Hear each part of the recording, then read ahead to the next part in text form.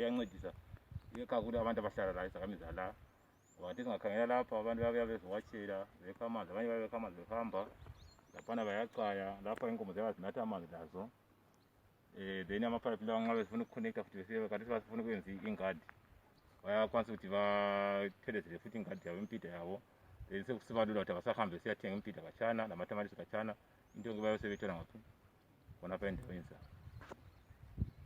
Then akunye vele ukuthi amanzi lawa vele asokuthi abantu abaningi bacabanga ukuthi amanzi lawa abhenefitha kakhulu abantu bakobulawayo, but ababhenefitha abantu abangapha ngoba iproject leyo vele idlula kufanele ukuthi nxa into idlula emzini wakho lawo kumele usalulani kule something ukuthi usalona uncediseka lawo.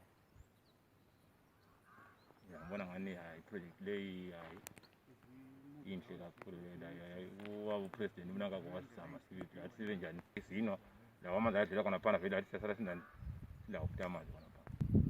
So kakhulu ngapha this side ilaba village yangu 1 up to 4, then the other side ngale kulo village 5, then ngapha this area kulo village 2, then lawo ngama-shop lawa khona phela eduze. Kulinywa amakhabishi, i-wheat, like now in the season bafaka i-wheat, balima umumbu, balima ama-onion, amatamatisi nama-carrots. Yizo lezilimo ngalezi yalinywa lapha.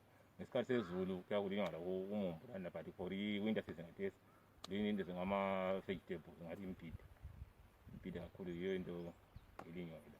Izimoto bebuya bezokotha futhi lapho siyathenga emarket ngale ekhaya. Ngivele umgwaqo ungani ufile